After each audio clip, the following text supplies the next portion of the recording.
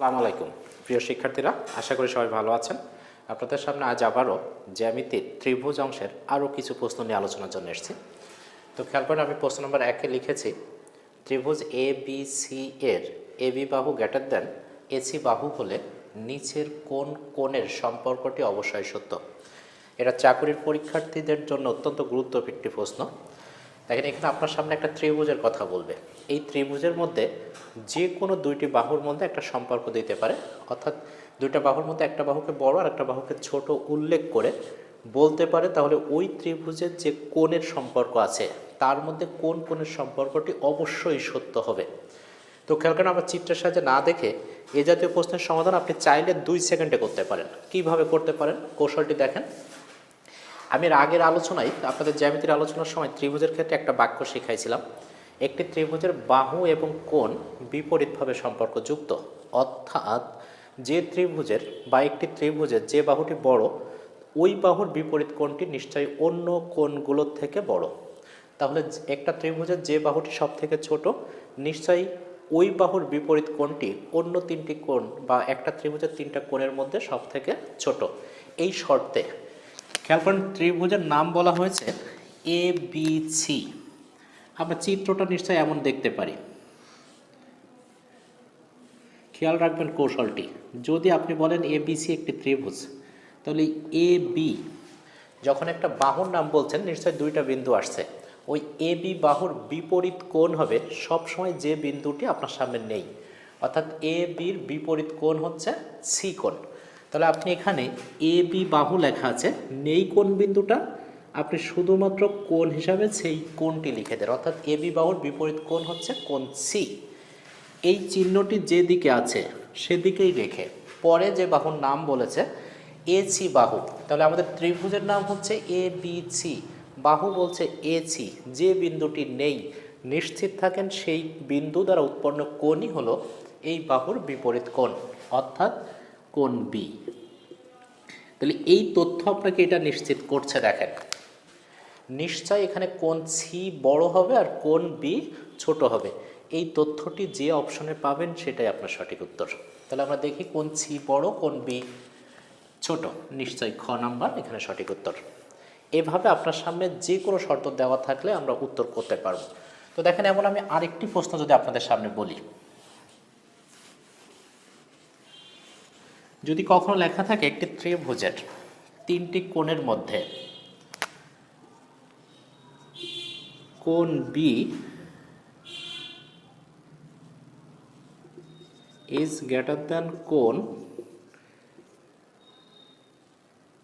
এ হলে নিচের কোন বাহুর সম্পর্কটি অবশ্যই সঠিক। যদি প্রশ্নটা এমন হয়, আগে দেখেছেন বাহুর সম্পর্ক, এখন কোণের তথ্যটা দিয়ে জিজ্ঞাসা করেছি বাহুটা কেমন হতে পারে।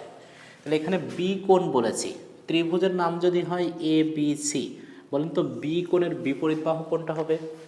বি বাদ দেন, তাহলে বাকি যে 2টা বিন্দু আছে নিশ্চয়ই এ এবং সি বাহু, অর্থাৎ অবশ্যই বি কোণের বিপরীত বাহু এ সি লিখবেন। চিহ্নটা যেদিকে থাকবে আপনি সেদিকেই রাখবেন। এবার কোণ এ, তাহলে এ বাদ দিলে নিশ্চয়ই বলবেন বি সি বাহু। তাহলে খুব সহজে একটি নাম্বার আমরা পেতে পারি। যদি কোণের সম্পর্ক থাকে চিহ্নটা যেভাবে আছে আপনি সেভাবেই রাখবেন, শুধুমাত্র তার বিপরীত বাহুটা বসায় দিবেন। যদি প্রশ্নে বাহুর তথ্য দেওয়া থাকে তাহলে আপনি সেই বাহুর বিপরীত কোণটি বসায় দিলেই আপনি সঠিক উত্তর পাবেন। তো আশা করি বুঝতে পেরেছি। আমরা পরবর্তী প্রশ্নে যাই। দেখেন, 2 নম্বর প্রশ্নে লিখেছি একটি সমকোণী সমদ্বিবাহু ত্রিভুজের ক্ষেত্রফল 36 বর্গ মিটার হলে অতিভুজ কত? এটা খুব গুরুত্বপূর্ণ একটি প্রশ্ন। আমাদের প্রশ্ন বলছে একটি সমকোণী সমদ্বিবাহু ত্রিভুজের ক্ষেত্রফল। এই জাতীয় প্রশ্ন আমরা দেখে থাকি এই ক্ষেত্রফল উল্লেখ করে আপনার কাছে চাচ্ছে অতিভুজ। কখনো কখনো প্রশ্নের মধ্যে একটি সমকোণী সমদ্বিবাহু ত্রিভুজের অতিভুজের দৈর্ঘ্য উল্লেখ করে চাইতে পারে ক্ষেত্রফল কত। তো আমরা একটা সূত্র মনে রাখবো, সমকোণী সমদ্বিবাহু ত্রিভুজের ক্ষেত্রফল সমান অতিভুজ স্কয়ার বাই 4, অতিভুজ স্কয়ার বাই 4। এটা কখন প্রয়োগ করবেন? যদি এইটা হয় সমকোণী সমদ্বিবাহু ত্রিভুজ। মনে রেখেন, সমকোণী সমদ্বিবাহু ত্রিভুজের ক্ষেত্রফল ইকুয়াল অতিভুজ স্কয়ার বাই 4। তো এখানে ক্ষেত্রফল সমান বলেছি। এখন প্রশ্নে যদি ক্ষেত্রফল আপনার কাছে জিজ্ঞাসা করে নিশ্চয়ই অতিভুজ দেওয়া থাকবে। তো যখন ক্ষেত্রফল দেওয়া আছে সেই ক্ষেত্রে নিশ্চয়ই আপনার কাছে জিজ্ঞাসা করেছে অতিভুজটা কত হবে। তো প্রশ্নের যে তথ্য আছে আপনি সেখানে সেই তথ্যটি বসায় দেন। ক্ষেত্রফল আছে 36, বসায় দেবেন 36। অতিভুজ চেয়েছে, অতিভুজ x²/4। তো নিশ্চয়ই আমরা বলতে পারি x² ইকুয়াল 36 × 4 ইকুয়াল 144, অতএব x ইকুয়াল 12। তাহলে আমাদের এই প্রশ্নের উত্তর হলো সেই ত্রিভুজের অতিভুজ হবে 12। খেয়াল রাখেন এই যে বর্গ মিটার, তাহলে আমরা উত্তর বলবো 12 মিটার। তো খেয়াল করি তার পরবর্তী প্রশ্নটি লিখেছে, একটি সমবাহু ত্রিভুজের পরিসীমা 12 সেন্টিমিটার হলে তার ক্ষেত্রফল কত। খেয়াল করেন আবারও চেয়েছে ক্ষেত্রফল, কিন্তু প্রশ্ন বলেছে এটি একটি সমবাহু ত্রিভুজ। নিশ্চয় আমরা জানি সমবাহু ত্রিভুজের ক্ষেত্রফল সমান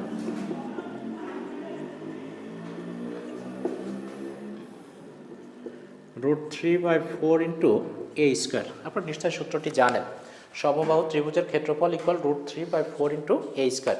এখানে এ দ্বারা বোঝানো হয় ওই ত্রিভুজের প্রতিটি বাহুর দৈর্ঘ্য। তো অনেকেই যে ভুলটি করে থাকে, প্রশ্নে দিয়েছে পরিসীমা 12 সেন্টিমিটার, এই এর মান হিসাবে 12 লিখে দেয়। কিন্তু আমি আবারও বলছি এই সূত্রে এর মানটা হবে ওই সমবাহু ত্রিভুজের প্রতিটি বাহুর দৈর্ঘ্য। তাহলে এখানে আমরা এই 12 যদি হয় পরিসীমা, বাহুর দৈর্ঘ্য কী করে পাবেন? আপনারা নিশ্চয় জানেন একটা ত্রিভুজের পরিসীমা বলতে বোঝায় তার 3টা বাহুর দৈর্ঘ্যের যোগফল। তো সমবাহু বলতে নিশ্চয়ই তার 3টা বাহু সমান। তো সমান 3টা বাহুর দৈর্ঘ্যের যোগফল যদি হয় 12, নিশ্চয় তার প্রতিটি বাহুর দৈর্ঘ্য কত? নিশ্চয় 12কে আপনি 3 দ্বারা ভাগ করে বলতে পারেন প্রতিটি বাহুর দৈর্ঘ্য 4 সেন্টিমিটার। অতএব √3/4 × 4²। এই 4 দ্বারা 16কে কাটলে আপনি পেলেন 4, অতএব 4√3। এটাই হলো আমাদের ওই সমবাহু ত্রিভুজের ক্ষেত্রফল। তো আশা করি বুঝেছি। আসলে আমরা চতুর্থ প্রশ্ন বলে একটা প্রশ্ন আছে, খেয়াল করি। প্রশ্নটি লিখেছি, ABC সমদ্বিবাহু ত্রিভুজের AB বাহু ইকুয়াল AC বাহু, যেখানে কোণ A equal 40 degree, BD AC বাহুর উপর লম্ব হলে কোণ CBD সমান কত ডিগ্রি। চাকরির পরীক্ষার জন্য অত্যন্ত গুরুত্ব একটি প্রশ্ন। তো আমি বলে থাকি এমন প্রশ্নের সমাধানে আপনি প্রশ্নের তথ্য বা ভাষা অনুসারে শুধু চিত্রটি অঙ্কন করবেন, তাহলে উত্তর পেয়ে যাবেন। তো দেখেন আমরা যদি চেষ্টা করি, প্রশ্ন বলেছে ABC সমদ্বিবাহু ত্রিভুজ। নিশ্চয় আমরা জানি একটা সমদ্বিবাহু ত্রিভুজের 2টা বাহু সমান থাকে, যেটা প্রশ্নে বলেছে AB বাহু ইকুয়াল AC বাহু। তাহলে আমরা চিত্রটি নিশ্চয় এমন করে চিন্তা করবেন যে ওই ত্রিভুজটি হবে একটি সমদ্বিবাহু ত্রিভুজ এবং প্রশ্নে উল্লেখিত 2টি বাহু অর্থাৎ AB এবং AC, এই 2টি বাহু হবে পরস্পর সমান। সাথে উল্লেখ করা আছে কোণ A সমান 40, নিশ্চয় আপনি এ কোণে বসায় দেবেন 40 ডিগ্রি। তো খেয়াল করেন আমরা নিশ্চয় শিখেছি যেমন বাহু তার বিপরীত কোণ তেমন, অর্থাৎ যে ত্রিভুজের 2টি বাহু পরস্পর সমান, নিঃসন্দেহে ওই ত্রিভুজের ওই 2টা বাহুর বিপরীত 2টি কোণ হবে পরস্পর সমান। তাহলে AB আর AC, AB বাহুর বিপরীত কোণ কোনটা বলেন তো, মনে আছে কি? যে বাহুটা বলেছেন নেই যে বিন্দুটা, অর্থাৎ এখানে নেই কে C, ACর মধ্যে নেই কে B, অর্থাৎ AB বাহুর বিপরীত কোণ হলো C কোণ, AC বাহুর বিপরীত কোণ হলো B কোণ। অর্থাৎ এই B কোণ এবং C কোণ অবশ্যই হবে পরস্পর সমান। তাহলে এ কোণ একটাই যদি 40 হয়, বাকি B এবং C এই 2টা কোণের যোগফল নিশ্চয়ই 180 থেকে 40 বিয়োগ করলে যে 140 থাকে, অর্থাৎ 180 - 40 ইকুয়াল বলবেন 140 ডিগ্রি। এটা কিন্তু B এবং C কোণের যোগফল বা সমষ্টি। তো আমাদের শর্ত অনুসারে নিশ্চয়ই ওই 2টা কোণ হবে পরস্পর সমান। তাহলে অবশ্যই বলতে পারেন C কোণ আছে 70 ডিগ্রি, আবার এই B কোণটাও আছে 70 ডিগ্রি।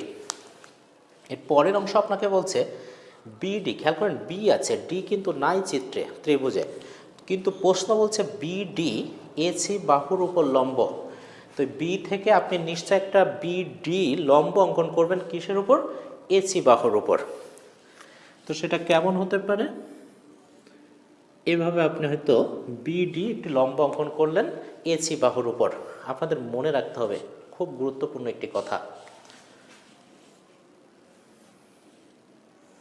একটি ত্রিভুজ যদি আমরা অঙ্কন করি এ বি সি, এই একটি ত্রিভুজের যে কোনো একটি শীর্ষবিন্দু হতে আপনি যদি তার বিপরীত বাহুর মধ্যবিন্দু যোগ করেন, অর্থাৎ এই মুহূর্তে বিসি বাহু যদি মধ্যবিন্দু আমি নির্ণয় করি ডি আর এই এসি যোগ করেন, তাহলে আমরা বলে থাকি এ ডি হলো একটি মধ্যমা।